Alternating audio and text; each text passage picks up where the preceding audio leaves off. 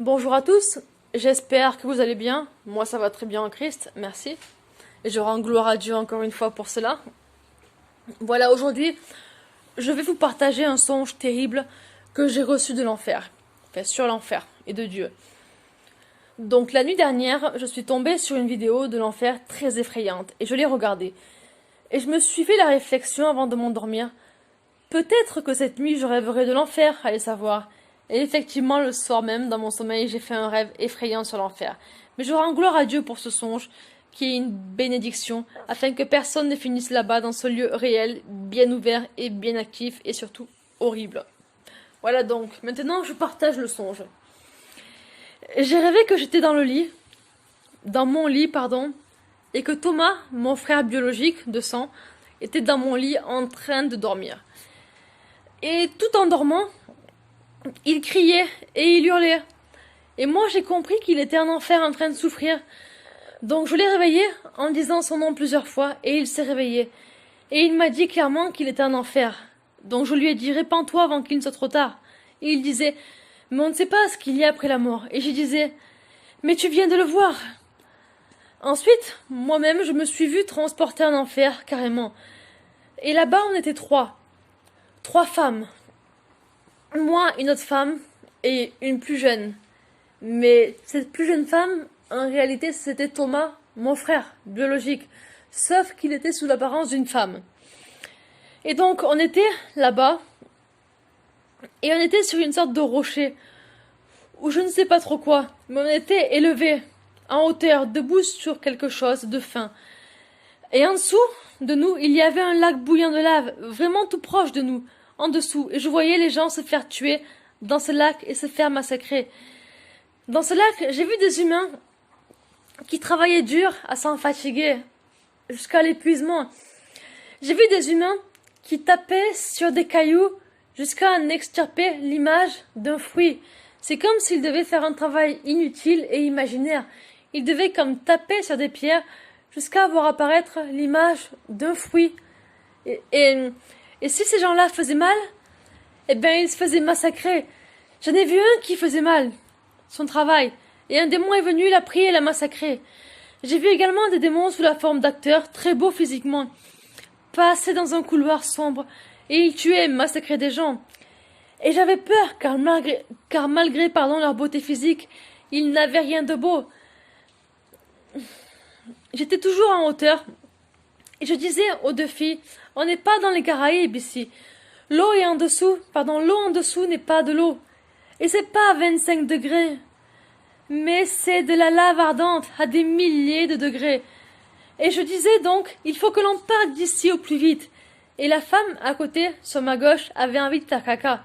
Et elle m'a dit, comment on fait quand on a envie de... Et j'avais compris clairement ce qu'elle voulait dire. Et donc j'ai répondu, je ne sais plus quoi. Mais elle a décidé de faire caca sur elle et sur place. Et donc moi je l'ai dit à la jeune fille. Et donc la femme, sur ma gauche, a fait ses besoins. Et donc les crottes sont tombées dans le lac. Et ça a fait du bruit. Et au même moment, je me suis dit, mais dans ce lac, sous la lave, il y a sûrement des créatures. Des créatures qui par-dessous doivent attraper les hommes et les dévorer et les déchiqueter. Et je pense sincèrement que c'était une révélation de Dieu. D'ailleurs, j'avais raison.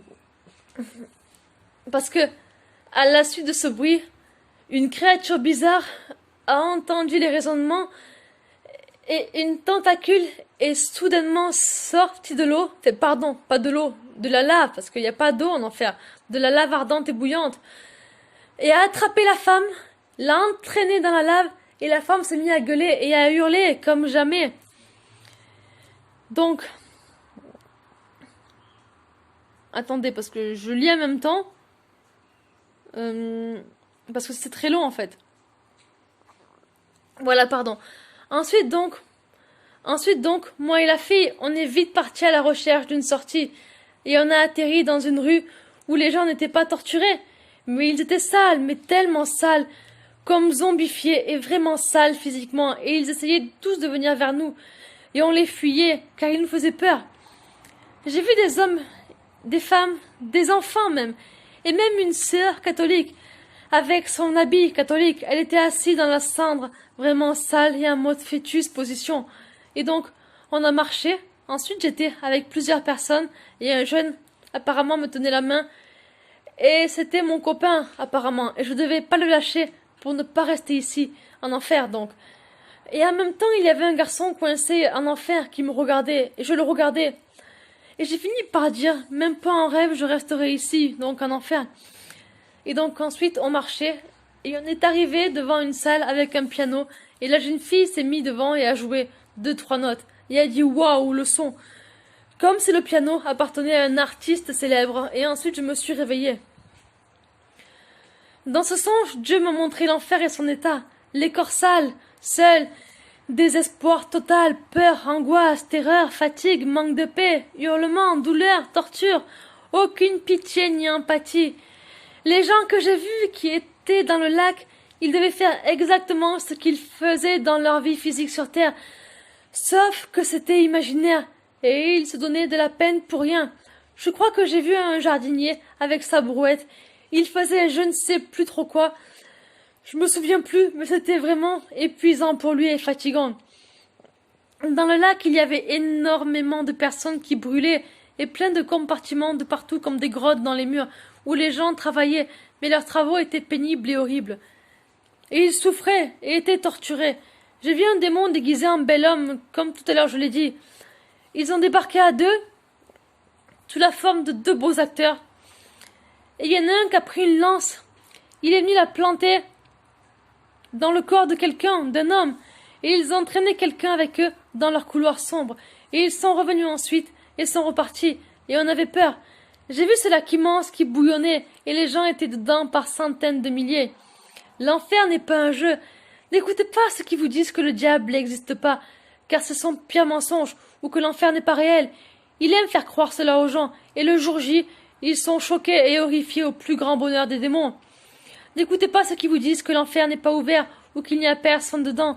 Au contraire, l'enfer est totalement peuplé, et bien trop même.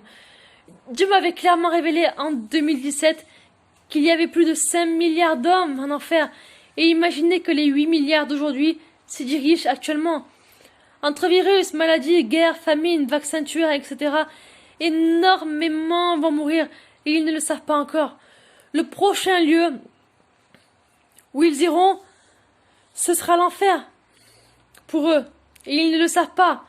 Ton corps brûlera, ta langue aura des crampes à force de hurler, ton nez sera tellement irrité ainsi que ta gorge est brûlée par le soufre en respirant, que même respirer sera un tourment et un supplice. Rien n'est facile là-bas. Il y a des machines à broyer les hommes, des animaux bouffeurs de chair, des éventrations, des décapitations, aucune pitié, aucun remords devant l'homme, aucun ressenti, aucune empathie. Les hommes se piétinent et s'agressent entre eux pour ne pas souffrir, aucune protection des enfants. Les adultes en enfer ne protègent plus les enfants, car ils sont aussi perdus qu'eux. Ils crient et pleurent au même niveau qu'eux, et sont aussi perdus qu'eux, aussi sales et miséreux qu'eux. En enfer, il n'y a aucune discussion, vous croyez pouvoir parler entre vous, mais vous rêvez. Rien que respirer sera un supplice à cause du soufre dans l'air.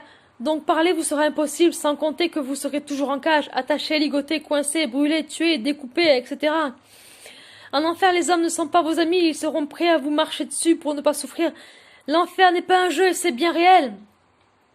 La conscience humaine ne peut pas imaginer à quoi ressemble l'enfer, sinon on n'entendrait pas des discours sur Terre du genre « L'enfer c'est cool, on ira ensemble en enfer, ouais, et bla et bla et bla ». Car une fois en enfer, ils pleurent vraiment et commencent à comprendre et à regretter, et ils hurlent pour toujours. Je vous partage encore un songe reçu récemment. Dans un songe, je me suis vue devant la porte de l'enfer, et une force m'y a fait entrer. Je venais à peine d'entrer en enfer, et là, soudainement, aussitôt entré en enfer, à la seconde même où je suis entré en enfer, un démon m'a lancé une lance, afin de me transpercer le corps, mais au même moment, Dieu a mis sa main au milieu, entre moi et le démon. À la seconde où je suis entré en enfer, le démon donc m'a lancé une lance pour me transpercer le corps. Mais à la même seconde, Dieu a mis sa main, une main géante, entre moi, le démon et la lance. Et la lance donc ne m'a pas touché, et Dieu m'a protégé. L'enfer est horrible, et on le voit encore aujourd'hui, et on le voit encore ici. Une fois là-bas, à la seconde même, la douleur sera intense et éternelle, Elle ne diminuera jamais et elle ne fera que s'aggraver et sera éternelle. Mais regardez comment Dieu est. Il a offert sa vie pour nous. On mérite la mort physique et éternelle dans le feu, mais Dieu est mort physiquement sur terre afin de nous éviter la mort. Mais il est également allé se jeter dans le lac de feu afin de nous éviter la mort spirituelle et éternelle. Et donc ici dans ce songe, il n'a pas hésité à se prendre une lance dans les mains à ma place afin que je ne souffre pas. Et même si la lance ne lui a rien fait, et heureusement, je veux dire qu'il n'a pas hésité, il n'aurait pas hésité à venir jusqu'en enfer pour s'interposer entre moi et le démon et la lance, afin de souffrir pour moi par amour pour moi. Voilà clairement en quoi consiste l'amour de Dieu. Allez-vous maintenant finir en enfer et croire aux bêtises de ce monde, ou allez-vous donner votre vie à Jésus-Christ, le seul qui peut vous sauver? Sur ce, que Dieu vous bénisse et vous sauve. Soyez richement bénis et prenez la meilleure décision et le meilleur choix pour votre destinée. Allez, je vous laisse et partagez la vidéo car c'est important. Au revoir, soyez bénis.